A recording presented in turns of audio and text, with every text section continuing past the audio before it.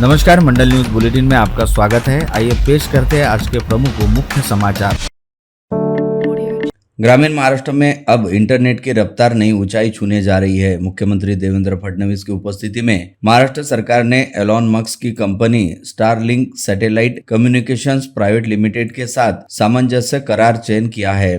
इस करार पर स्टारलिंक की उपाध्यक्षा लॉरेन ड्रेयर और राज्य के सूचना प्रौद्योगिकी विभाग के सचिव वीरेंद्र सिंह ने हस्ताक्षर किए। यह करार महाराष्ट्र को भारत का पहला राज्य बनाता है जिसने स्टारलिंक के साथ औपचारिक साझेदारी की है। इस भागीदारी के तहत राज्य के दुर्गम और पिछड़े इलाकों तक उपग्रह आधारित इंटरनेट सेवाएं पहुंचाई जाएंगी। मुख्यमंत्री फडणवीस ने कहा कि इस करार से हर गांव, हर शाला और हर आरोग्य केंद्र डिजिटल संपर्क में आएगा। मुख्यमंत्री फडणवीस ने विश्वास व्यक्त किया कि यह पहल फ्यूचर रेडी महाराष्ट्र के निर्माण में मील का पत्थर साबित होगी और डिजिटल इंडिया के ग्रामीण मॉडल के रूप में उदाहरण बनेगी। स्टारलिंक की उपाध्यक्षा रोलेन ड्रेयर ने बताया कि हमारा लक्ष्य हर वर्ग और हर क्षेत्र के लोगों को उच्च गति की इंटरनेट सेवा उपलब्ध करवाना है। महाराष्ट्र के साथ यह सहयोग हमारे मिशन को नई दिशा देगा।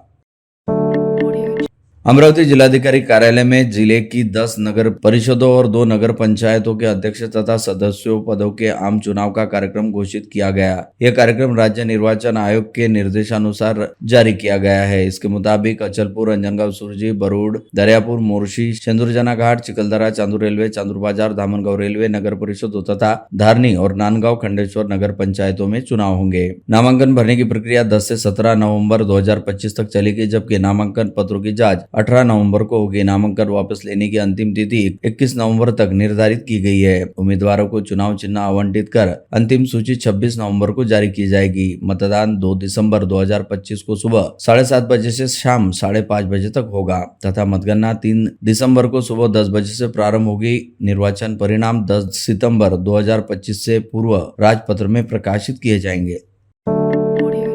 महानगर पालिका के चुनाव घोषित होते ही राजनीतिक गतिविधि तेज हो गई है। इस बीच पूर्व विधायक बच्चू कडू ने आरोप किया कि अचलपुर क्षेत्र के 10,000 वोटर्स के नाम एन समय पर मतदाता सूची से कम किए गए हैं। यह घालमेल अधिक संशय का निर्माण कर रही है। बच्चू कडू ने निष्पक्ष और पारदर्शी चुनाव को लेकर आशंका व्यक्त की है। मीडिया से बातचीत में बच्चू कडू ने आरोप लगाया कि चुनाव पारदर्शी नहीं रहे हैं। सभी नागरिकों को मतदान का अधिकार है। चुनाव आयोग वीवीपैट का उपयोग नहीं कर रहा, जबकि प्रत्येक को उसका मतदान किसे गया यह जानने का अधिकार है। प्रहार नेता ने कहा कि चुनाव आयोग ने यह व्यवस्था हटा दी है।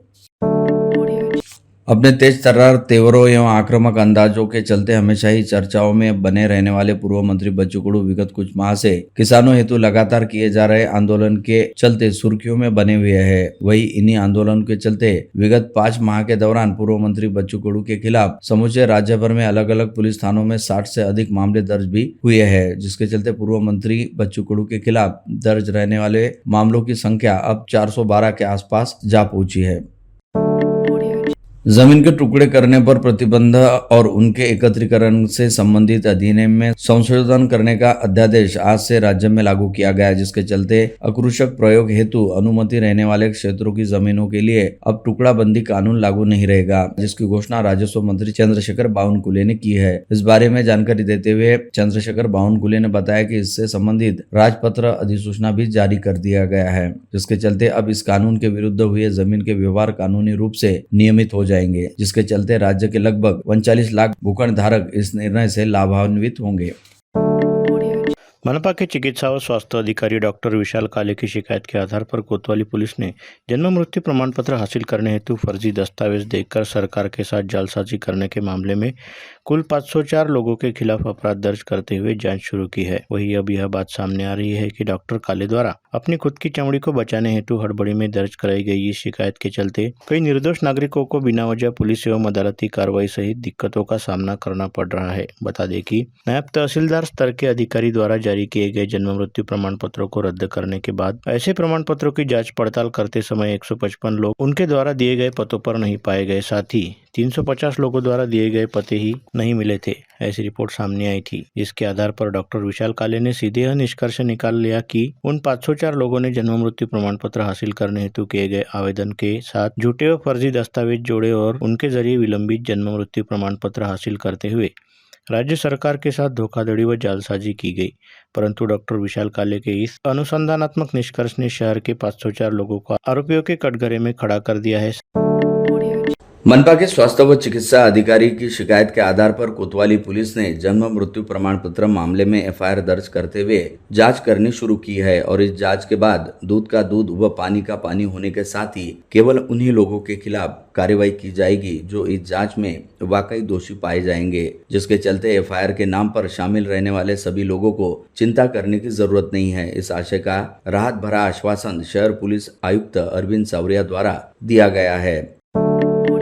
इस समय अमरावती महानगर पालिका का जन्म मृत्यु विभाग लगातार चर्चा में चल रहा है और इस विभाग अधिकारियों व कर्मचारियों के कारनामों की वजह से पूरा मनपा प्रशासन सवालों के कटघरे में खड़ा हुआ है। इस दौरान जन्म मृत्यु विभाग में कार्यरत रहने वाली शक्ति घोगले नामक एक कर्मचारी की ऑडियो क्लिप वायरल होने के बाद और भी अधिक हड़कंप व हंगामा मच गया है, जिसके चलते शक्ति घोगले को कर्तव्य में कोताही का दोषी पाते हुए मनपा आयुक्त सौम्या शर्मा ने आदेश जारी कर तत्काल प्रभाव से निलंबित भी कर दिया गया है। दैनिक अमरावती मंडल व दैनिक मातृभूमि के संपादक तथा राजस्थानी हितकारक मंडल व महाराजा अग्रसेन स्मारक समिति के अध्यक्ष अनिल अग्रवाल का विगत 3 नवंबर को जन्मदिन रहने के चलते प्रहार जनशक्ति पार्टी के मुखिया व पूर्व मंत्री बच्चू कडू ने खापटे बगीचा परिसर स्थित दैनिक अमरावती मंडल कार्यालय को सदिच्छा भेंट देते हुए संपादक अनिल अग्रवाल को जन्मदिन की शुभकामनाएं दी तथा उनका अभिष्ट चिंतन भी किया। इस अवसर पर प्रहार पार्टी के जिलाध्यक्ष छोटू महाराज वसु व महानगर प्रमुख बंटी रामटेके सहित अन्य पदाधिकारी भी उपस्थित थे।